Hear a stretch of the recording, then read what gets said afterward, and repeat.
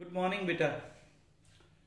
Last lecture में हमने पढ़ा कि कार्बोहाइड्रेट्स, फैट्स और प्रोटीन्स को जब डाइजेस्ट करेंगे तो वो किन किन सिंपल फॉर्म में कन्वर्ट हो जाएगा। अब हमने फिजियोलॉजी पढ़नी है, फिजियोलॉजी ऑफ डाइजेशन।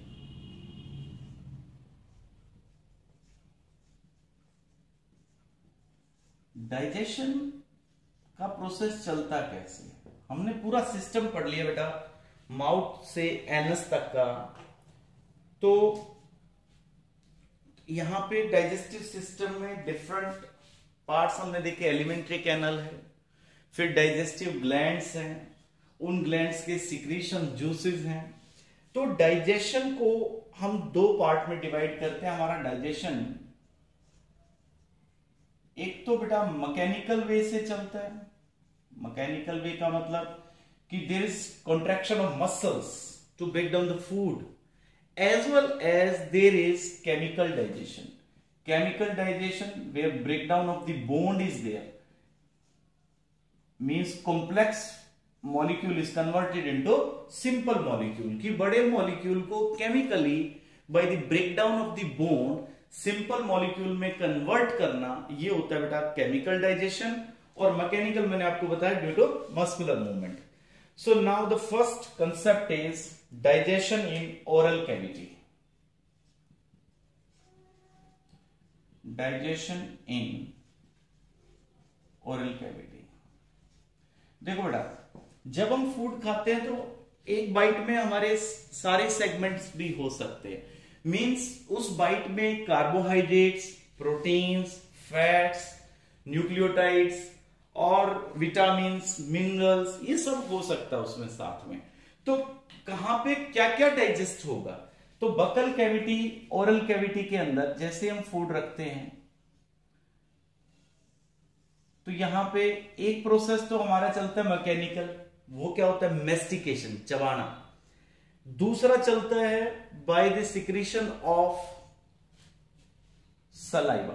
देखो, एक तो ये ग्लैंड्स हैं जो हमारी यहां हमने पढ़ी थी, 3 ग्लैंड्स थी, तो ये तीनों ग्लैंड्स अपना सिक्रीशन डाल रही हैं। सेकंड, यहां पे क्या चल रहा है बेटा? Mechanical digestion.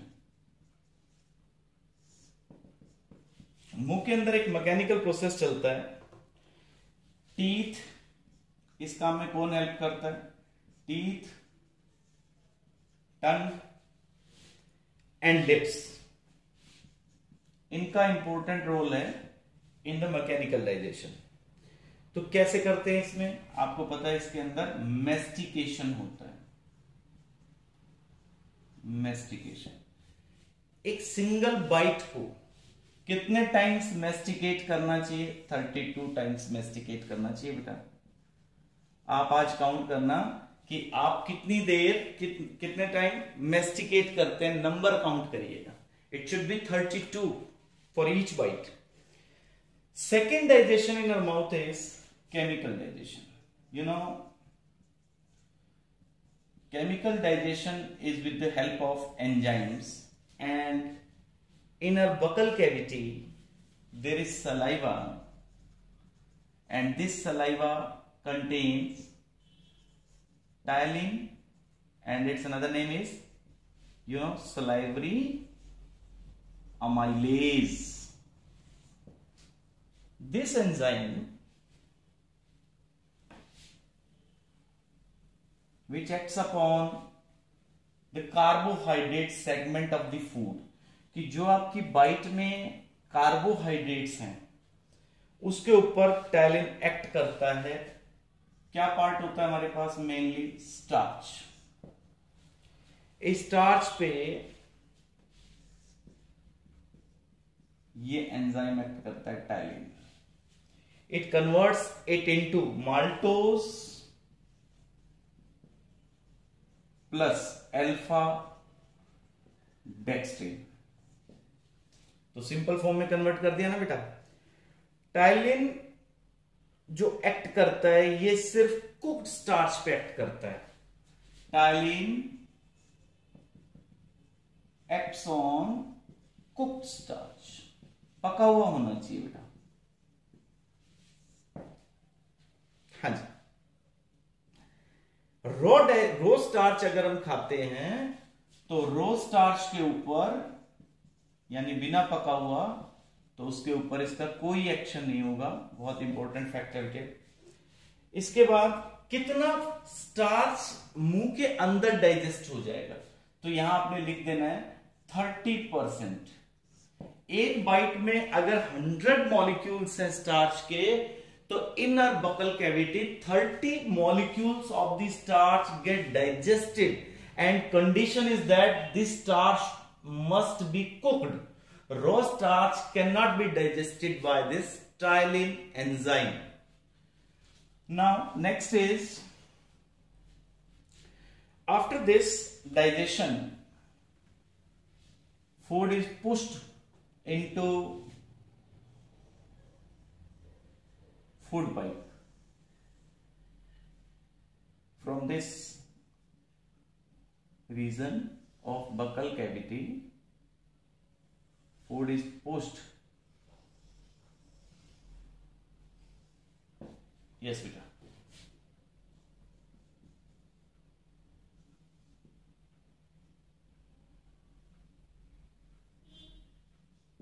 Yes.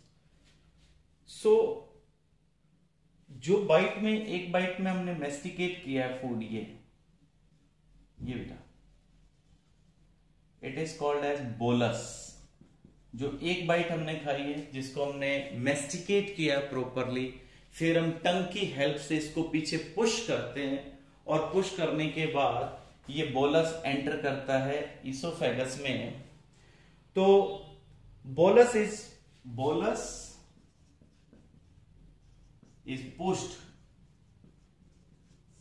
इसको बैक मूव करते हैं हम, किसकी हेल्प से? Through pharynx. थ्रू फेरिंग्स कहां जाएगा बेटा? ये इनटू फूड पाइप। और फिर फूड पाइप में आपको पता है यहां पे एक मूवमेंट चलती है, जैसे ये बोलस यहां आ जाएगा इस फूड पाइप में, then there is a wave like movement, वो इसको पुश करती है downwards, and that wave like movement is called as peristaltic movement. This movement is called as peristaltic movement. This process is called as swallowing. It is also called as deglutition. Yes बेटा। Peristaltic movement किससे चलती है? यहां पे हमने histology में पढ़ा था किस तरह की मसल है बेटा? लॉन्गिट्यूडनल मसल्स भी हैं, प्लस और कौन सी मसल्स हैं? Circular muscles. तो इन मसल्स की कोऑर्डिनेटेड मूवमेंट से ये बोलस पेरिस्टाल्टिक मूवमेंट के थ्रू मूव करता है, और ये कहां जाएगा आगे? स्टमक में। और स्टमक से पहले यहां इसको क्या मिलेगा बेटा? Cardiac sphincter. There is cardiac sphincter. This cardiac sphincter is also called as gastroesophageal sphincter. इसका दूसरा नाम बेटा gastroesophageal sphincter. It can also be called like this. So cardiac sphincter और gastroesophageal, मैं इधर फिर से लिख रहा हूं बेटा, gastroesophageal स्फिंक्टर। तो इसोफेगस में पेरिस्टाल्टिक मूवमेंट से मूव करते हुए फूड पहुंच गया कहां पे? स्टमक में। Stomach which is widest organ. हाँ जी। इसके बाद अब डाइजेशन स्टार्ट होती है यहां पे स्टमक में बेटा। स्टमक में हमें पता है गैस्ट्रिक जूस मिलेगा, तो पहली डाइजेशन हमारी कंप्लीट हो गई है। अब बेटा नेक्स्ट डाइजेशन इन स्टमक।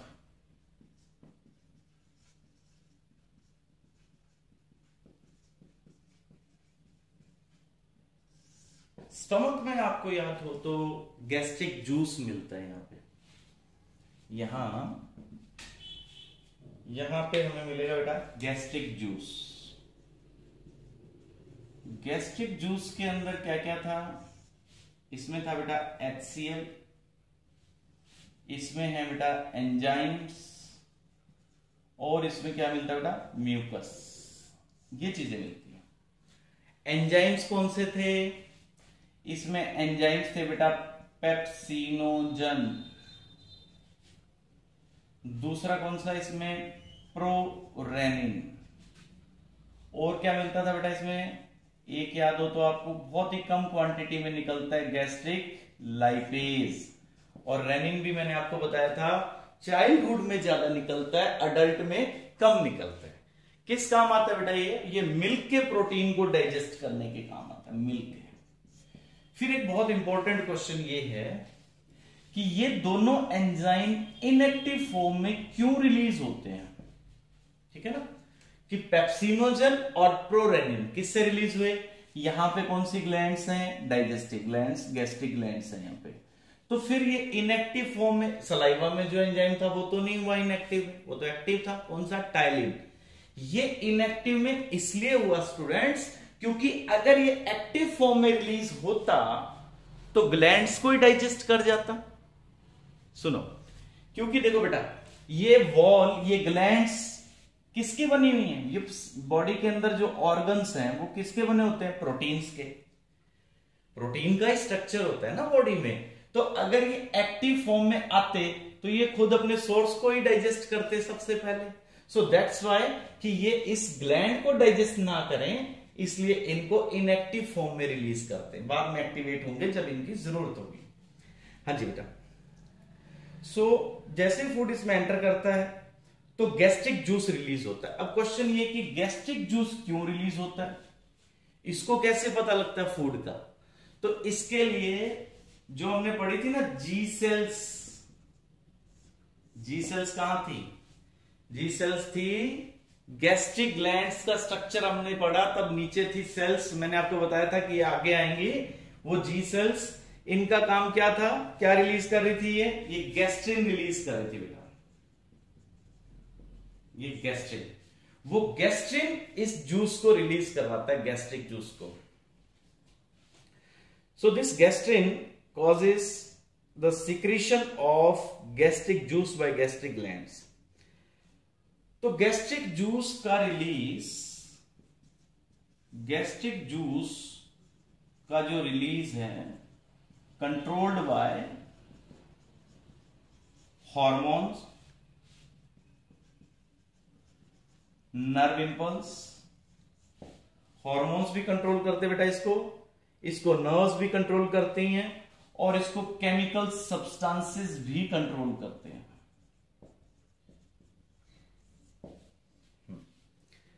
तो डाइजेशन यहां पे जो स्टार्ट होगा, पहले आप देखते हैं जो पहला ही एंजाइम यहां पे हमने पढ़ना है वो है बेटा रेनिन, डाइजेशन बाय रेनिन। अब इन एंजाइम्स को एक्टिवेट कौन करता है, देखो बेटा दोनों एंजाइम किस फॉर्म में आते हैं, इनएक्टिव फॉर्म में आते हैं। इनको एक्टिवेट करता है HCl, HCl इनको एक्टिवेट करता है एक बार, फिर ऑटो कैटालिटिक है, ये फिर अपने आप आगे एक्टिवेट होते जाएंगे। मैं फिर रिपीट कर रहा हूं, रेनिन जो रिलीज हुआ था वो किस फॉर्म में आया था, प्रोरेनिन की फॉर्म में आया था, और पेप्सिन किस फॉर्म में निकला है, पेप्सिनोजन की फॉर्म में निकला है। तो एक्टिवेट कौन करता है, इनको एक्टिवेट करता है HCl, HCl एक्टिवेट करता है बेटा। तो रेनिन जो होता है, रेनिन मैंने आपको बताया था, रेनिन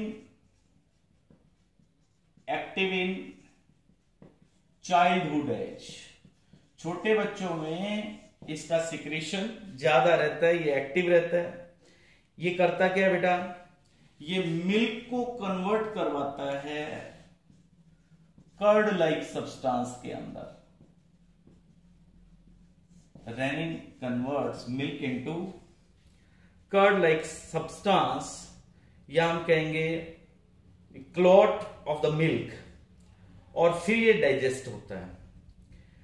तो रेनिन जब मिल्क प्रोटीन पे एक्ट करता है, रेनिन देखो बेटा, रेनिन चाइल्डहुड में रिलीज होता है, अडल्ट के अंदर ये इनएक्टिव हो जाता है, ये मिल्क को कन्वर्ट करता है कर्ड लाइक सब्सटेंस में। और रेनिन जो होता है मिल्क के अंदर एक प्रोटीन है बेटा, मिल्क में जो प्रोटीन है उसका नाम है कैसीन। कैसीन, तो ये कैसीन को कन्वर्ट करवा देगा बेटा कैल्शियम पैरा कैसीनेट में। याद रखना आपने, कैल्शियम पैरा कैसीनेट में। इस प्रोसेस को बोलते हैं बेटा कर्लिंग ऑफ मिल्क।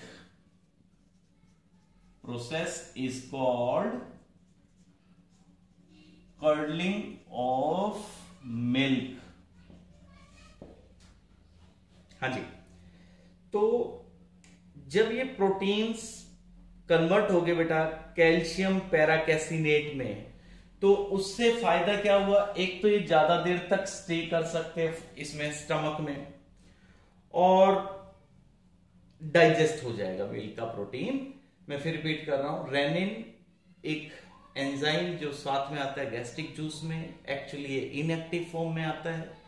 इसको एक्टिवेट कौन करता है, HCl। और रेनिन किसमें, मिल्क को किसमें कन्वर्ट करवाता है, कर्ड लाइक सब्सटेंस में। और रेनिन जो मिल्क प्रोटीन है कैसीन, उसको कन्वर्ट करवा देता है बेटा कैल्शियम पैरा कैसीनेट के अंदर। तो इस प्रोसेस को बोलते हैं कर्लिंग ऑफ मिल्क। इसके बाद बेटा डाइजेशन बाय पेप्सिन। तो फिर क्वेश्चन ये है कि जो अडल्ट हैं उनमें तो रेनिन इनएक्टिव है। एक इंपॉर्टेंट बात रहेगी बेटा, अडल्ट में अभी मैंने आपसे कहा कि रेनिन जो है वो इनएक्टिव रहता है, तो फिर अडल्ट में मिल्क का जो डाइजेशन है वो कैसे होगा। तो अडल्ट मेंबर के अंदर जो डाइजेशन ऑफ मिल्क रहेगा, यानी curdling of milk, curdling of milk is done by HCl, pepsin and chymotrypsin. वहां पे यही काम करता है HCl, पेप्सिन एंड काइमोट्रिप्सिन। अब ये काइमोट्रिप्सिन ये आ गया बेटा, नेक्स्ट है, ये इंटेस्टाइन में होता है। सो digestion bye pepsin, next concept is digestion bye pepsin.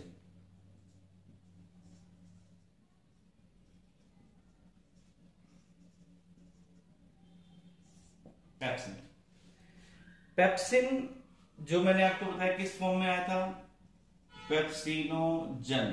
इसको एक्टिवेट कौन कर रहा है, HCl कर रहा है, पेप्सिन में कन्वर्ट हो गया। फिर खुद पेप्सिन ही पेप्सिन को एक्टिवेट करने लग जाएगा। तो इसको कहते हैं बेटा ऑटो कैटालिटिक कन्वर्जन।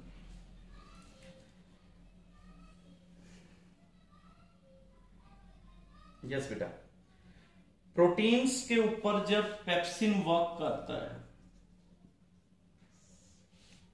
पेप्सिन, तो क्या रिजल्ट आएगा, proteins get digested and get converted into peptones plus peptides, simple form बेटा। थर्ड प्रोटियोसिस,